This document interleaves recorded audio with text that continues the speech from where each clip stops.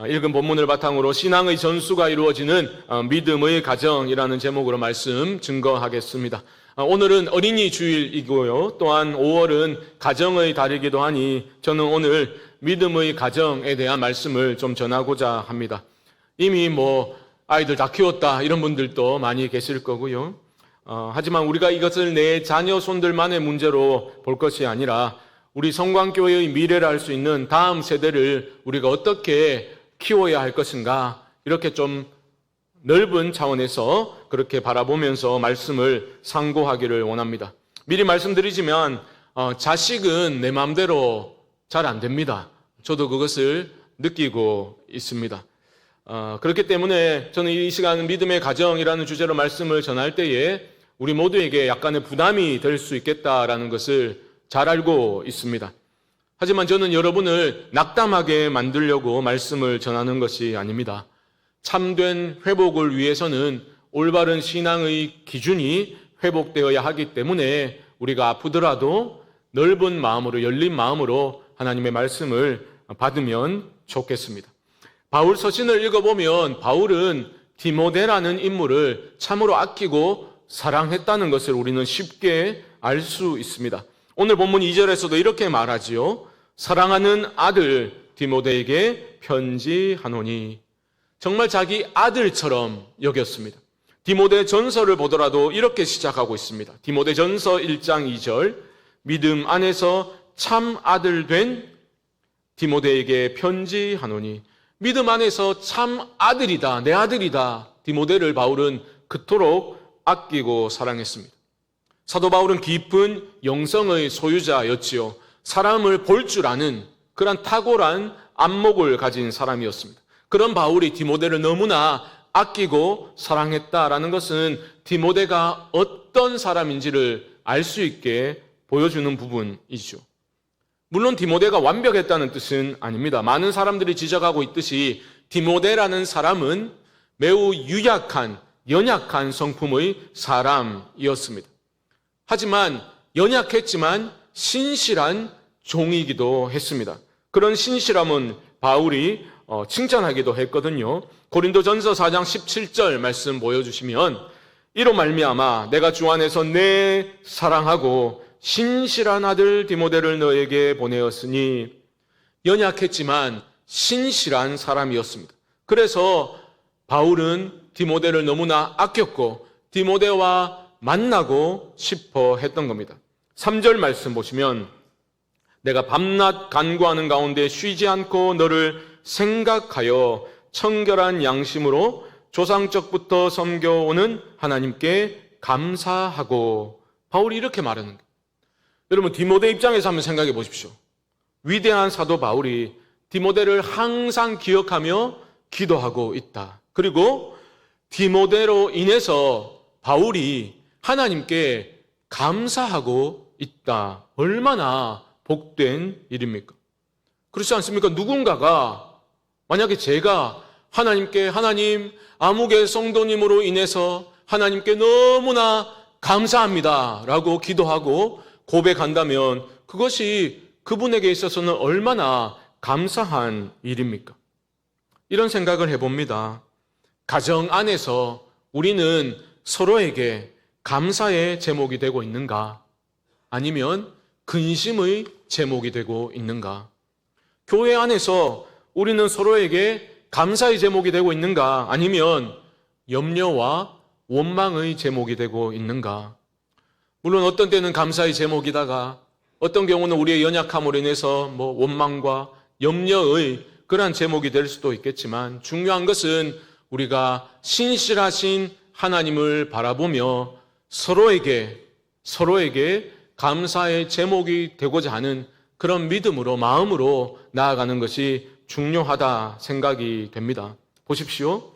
바울에게 있어 감사의 제목이 되었던 디모데, 그 디모데를 위해서 바울은 밤낮 쉬지 않고 그를 위해 간구했습니다. 여러분, 이 또한 얼마나 감사한 일입니까? 제가 상반기 양육반을 이렇게 진행하면서 그날 주제가 목회자를 존중하는 그러한 주제였습니다. 나눔을 하는데 어떤 경우 목사로서 제가 가장 감사를 느끼는가?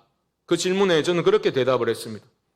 성도님들 중 누군가가 제게 와서 목사님을 위해서 우리가 기도하고 있습니다. 목사님을 위해서 기도하고 있습니다. 이 말만큼 저에게 힘이 되고 기쁨이 되는 것은 없습니다. 생각해 보십시오. 위대한 사도 바울이 밤낮 기도할 때마다 디모데의 이름을 기억하며 그를 위해서 간절히 기도했습니다. 이것만큼 큰 복이 없는 것입니다. 디모데가 연약했지만 신실하게 주어진 사명을 감당할 수 있었던 것은 이러한 기도의 뒷받침이 있었다라는 것은 너무나 분명해 보이는 거죠.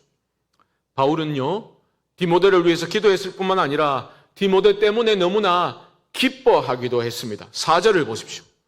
내 눈물을 생각하여 넣어보기를 원함은 내 기쁨이 가득하게 하려 함이니. 바울은 디모데를 떠올릴 때마다 너무 마음이 흡족했고 기뻤습니다. 왜 그랬겠습니까? 4절에서는 디모데가 어떤 사람인지를 보여주는 표현이 나옵니다. 내 눈물을 생각하여 라고 바울이 말하고 있죠. 바울이요, 디모데를 생각할 때 그의 마음에 떠오르는 이미지는 바로 디모데의 눈물이었습니다.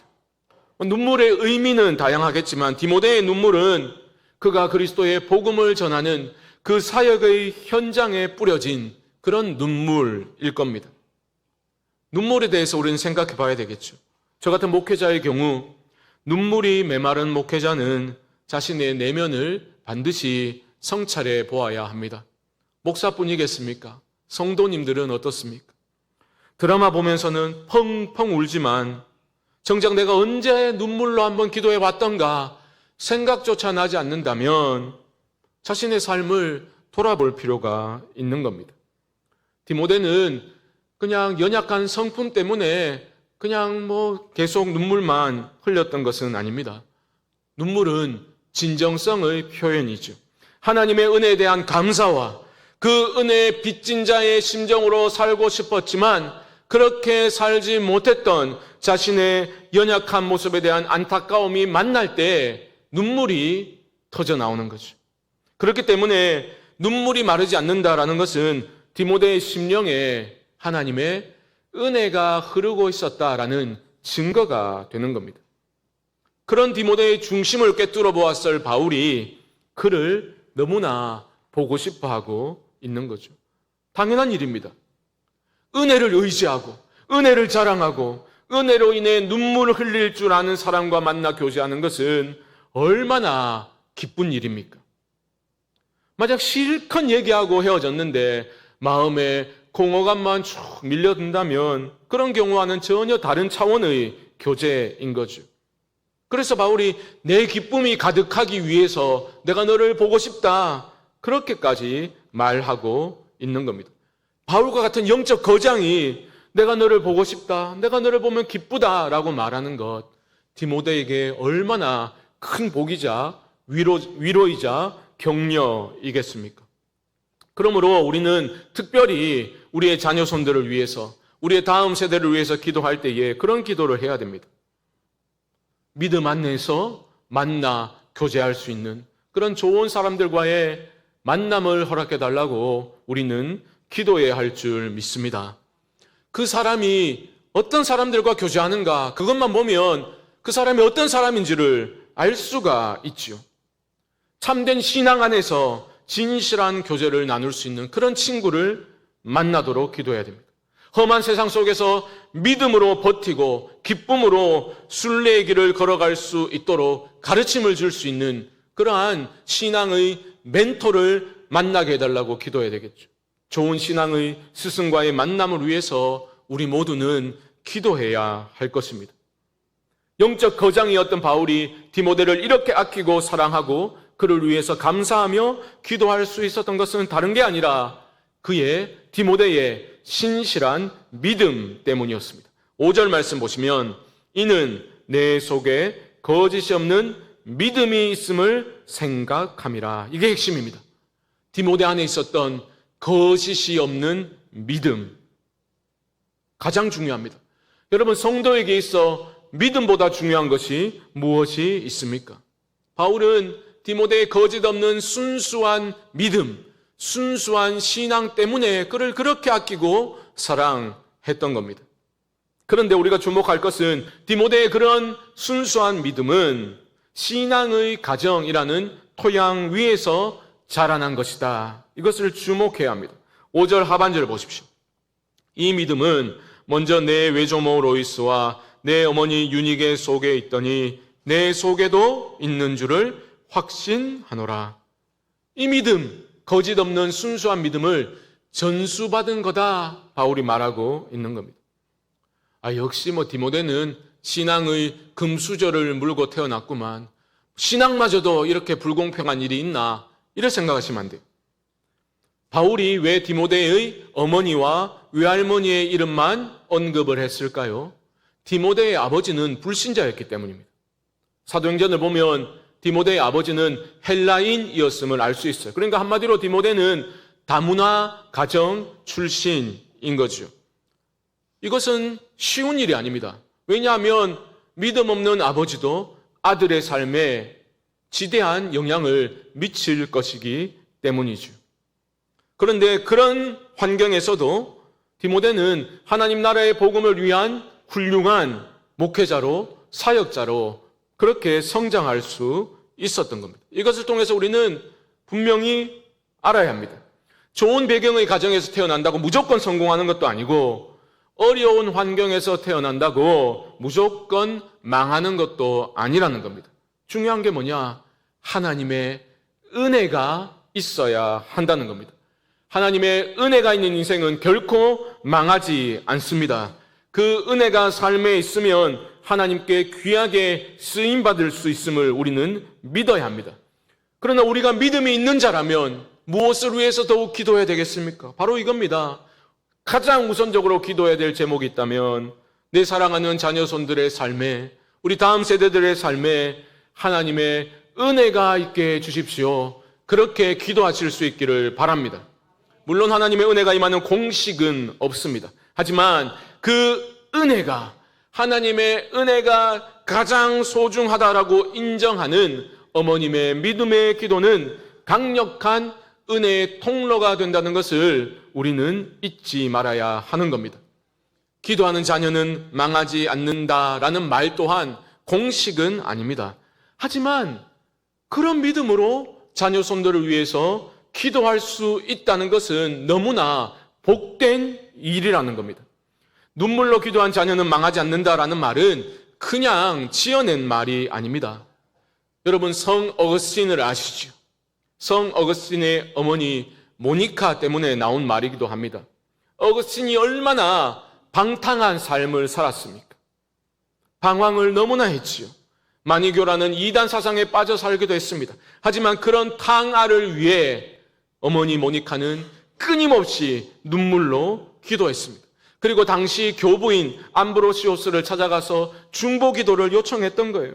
그러니까 아들을 향한 어머니의 그 절절한 눈물의 기도와 사랑을 보았던 교부 암브로시오스가 그렇게 말했던 겁니다. 이토록 많은 눈물을 흘리는 아들의 멸망을 하나님이 허락하실 리가 없습니다. 이렇게 말한 거예요. 공식이 아니라 오히려 축복의 말이고 위로와 격려의 말을 해주었던 겁니다. 그리고 훗날 하나님의 때에 어거스틴이 극적으로 회심하게 되지요.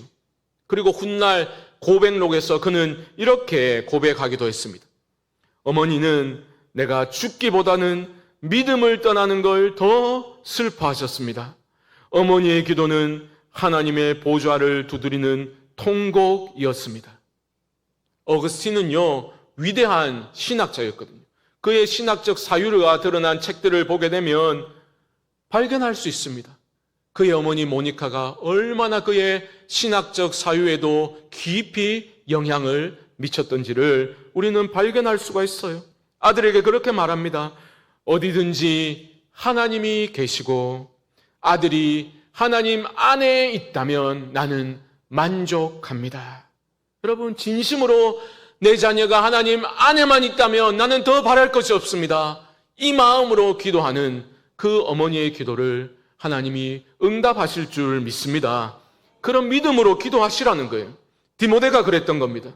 디모데의 거짓 없는 이런 믿음이 형성되기에 눈물의 기도가 있었음을 여러분 꼭 기억하시고 결코 낙심치 마시고 끝까지 믿음으로 기도하실 수 있기를 주님의 이름으로 축복합니다. 디모데의 거짓이 없는 순수한 믿음은 또한 그 기도뿐만 아니라 주의 말씀을 삶으로 가르쳤던 어머니와 외할머니의 영향이 컸다라는 것을 우리는 기억해야 합니다. 디모데 후서 3장 15절 보시면 또 어려서부터 성경을 알았나니 성경은 능히 너로 하여금 그리스도 예수 안에 있는 믿음으로 말미암아 구원에 이르는 지혜가 있게 하느니라. 어려서부터 성경을 알았나니 디모데가 어떻게 알았겠습니까? 가정에서 어머니가 말씀을 가르쳤던 겁니다. 말씀이 가장 귀하다는 것을 아이에게 삶으로 가르쳐 준 겁니다. 여기서 중요한 것은 삶으로 가르쳤다는 거죠.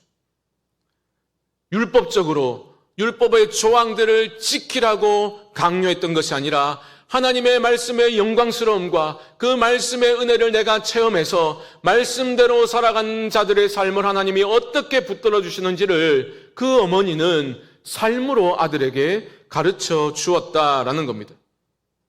바울이 칭찬했잖아요. 거짓이 없는 믿음. 이 반대말 무엇입니까? 위선적인 믿음입니다. 히포크리시스라는 말에서 헬라어 단어에서 히포크리트, 위선자, 이 영어 단어가 나온 거거든요. 여러분, 주님이 위선적인 신앙을 가진 사람들로 강하게 비판하셨던 자들이 누구였습니까? 바리새인들이었죠. 바리새인들만큼 철저히 율법을 지킨 사람들이 있었습니까? 그들은 지켰습니다. 하지만 바리새인들은 너무나 하나님으로부터 멀리 떨어져 있던 사람들이었죠. 디모데는 그런 껍데기만 남은 위선적인 신앙을 전수받은 게 아닙니다. 강요받은 게 아닙니다. 거짓 없는 신앙, 순수한 믿음을 전수받은 거예요.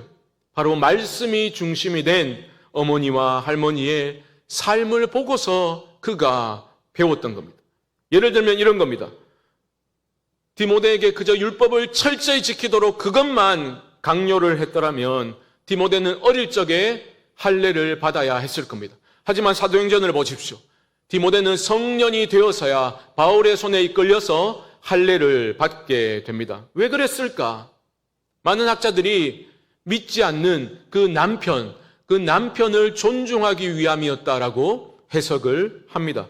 이것은 신앙의 타협이 아닙니다. 신앙이라는 것은 문자적으로 율법을 철저히 지키는 데서 드러나는 것이 아니라 하나님의 은혜를 구하며 모든 것을 하나님께 맡겨드리는 그러한 믿음의 모습에서 신앙이 드러나는 거죠. 다시 강조드리지만 우리가 사랑하는 자녀손들에게, 우리의 다음 세대들에게 가르쳐야 할 것은 다른 무엇이 아니라 하나님의 은혜를 간구하는 삶의 소중함입니다. 그것을 가르쳐 줘야 돼요.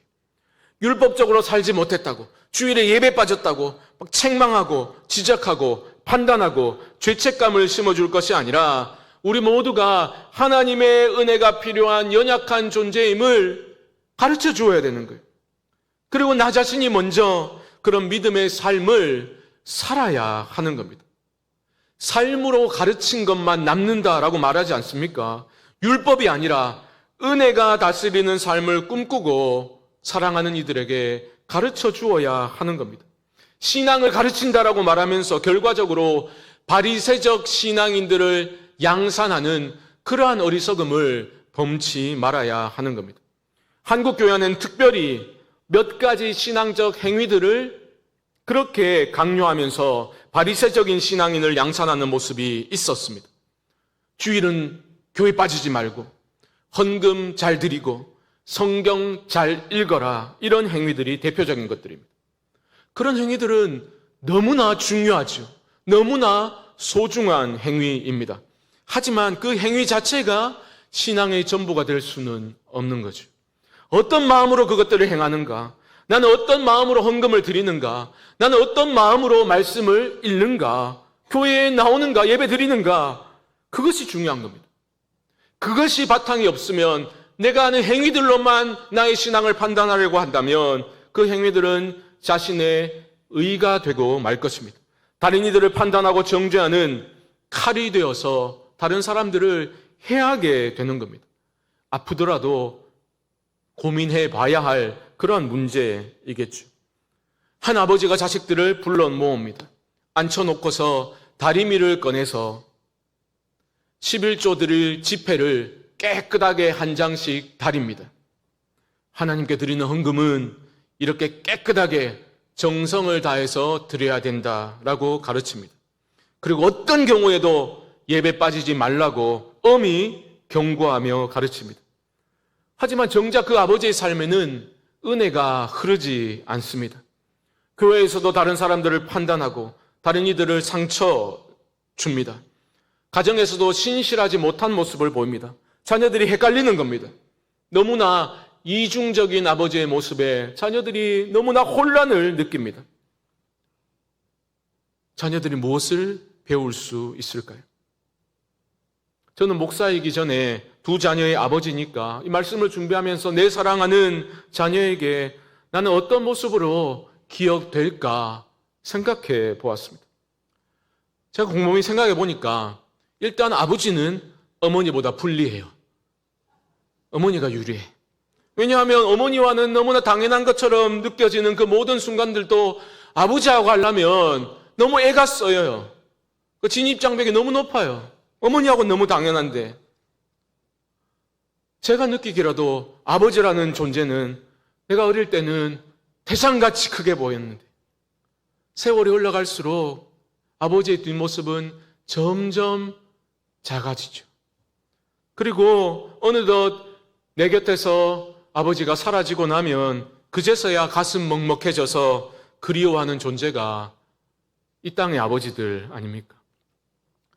정급별 시인의 글을 공감하면서 저는 읽었던 기억이 납니다. 한번 들어보십시오.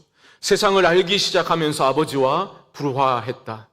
밥벌이를 시작하면서 아버지를 이해했고 밥벌이에 좌절하면서 아버지를 용서했다. 자식을 낳고 키우면서야 아버지와 화해했고 아버지가 세상을 떠나시고 나서야 아버지를 사랑하게 됐다. 세상 모든 아버지는 돌아가신 뒤에야 완성되는 존재다. 아버지를 이어 살아내면서 완성시켜야 하는 존재다. 저희 아버지도 살아계실 때 뜬금없이 한 번씩 넌 똑바로 목회해야 된다. 안 그러면 내가 너를 끌어내릴 거다.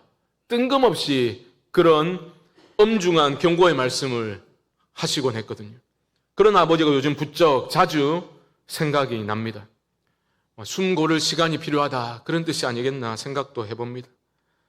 주님을 더 사랑하기를 원했지만 녹록지 않은 현실의 삶 속에서 치열하게 투쟁하셨습니다. 때로는 실망스러운 모습으로, 때로는 연약한 모습을 보이기도 하셨지만 그 추운 겨울 무슨 일이 있으셨든지 가족들 몰래 그 이른 새벽에 차가운 바닥에 무릎을 꿇고 간절히 기도하시던 그 아버지의 모습을 저는 잊을 수가 없습니다. 완전히 각인되었습니다. 주님의 도우심 외에는 길이 없음을 알기에 거의 알듯이 끙끙거리며 기도하시던 모습을 보면서 나도 어려울 때 무릎 꿇고 기도해야 되겠다 다짐했던 그런 생각이 납니다. 물론 윤희계와 로이스 그들을 통한 신앙의 전수가 완벽할 수는 없었을 겁니다. 하지만 그들의 심령에는 은혜가 흐르고 있었습니다. 그랬기 때문에 말씀과 기도로 아들 디모데를 가르쳤던 겁니다. 형식적인 강요가 아니라 은혜를 의지하고 은혜를 자랑하며 그들의 삶으로 가르쳤던 겁니다. 여러분들은 여러분의 사랑하는 자녀 손들에게, 우리 교회의 다음 세대들에게 어떤 믿음의 유산을 물려줄 계획을 가지고 계십니까? 어저께 가정 예배를 드리면서 저는 아이들에게 그렇게 말했습니다. 새벽기도 11조 하면서 제 마음에 와서 박힌 시편 119편의 말씀. 나의 영혼이 눌림으로 말미암아 녹사오니 주의 말씀대로 나를 세우소서. 아빠는 정말 너희들이 어떤 절망적 상황 속에서도 주의 말씀대로 나를 세우소서 믿음으로 이렇게 구할 수만 있다면 하나님께서 너희들 삶을 책임져 주실 줄 믿는다. 다른 거 다 필요 없다. 뭐 공부 잘해보면 뭐 하겠나. 믿음으로 예수님을 잘 믿고 하나님께 기쁨이 되는 그런 삶을 살면 좋겠다. 그렇게 말해 주었습니다. 저는 어떻게 기억될까? 딱딱하고 엄한 목사 아버지로 저를 기억하지 않기를. 단 한 번도 네가 목사 딸이 돼서 목사 아들이 돼서 그러면 되겠냐, 이런 말 한 번도 하지 않기를. 아버지 또한 은혜가 필요한 분이었구나. 누구보다 은혜를 사모하고 은혜로만 살아가기를 소망하는 그런 분이셨지라고 기억해주면 얼마나 좋을까. 그런 마음으로 말씀을 전했습니다. 사랑하는 성도 여러분, 여러분은 어떤 믿음의 유산을 사랑하는 이들에게 물려주고 싶으십니까? 이 질문에 제대로 답을 할 수 있게 해달라고 주님께 은혜를 간구하는 우리 모두가 될 수 있기를 주님의 이름으로 간절히 축원드립니다. 지금은 우리 주 예수 그리스도의 크신 은혜와 하나님 아버지의 무한하신 사랑하심과 성령님의 교통하심이 오직 하나님의 은혜만을 자랑하고 의지하며 거짓 없는 순수한 믿음의 유산을 물려주기를 소망하는 사랑하는 성도님들의 심령 가운데 우리의 자녀손들과 다음 세대와 저들의 가정 위에 지금부터 영원토록 함께 있을지어다. 아멘.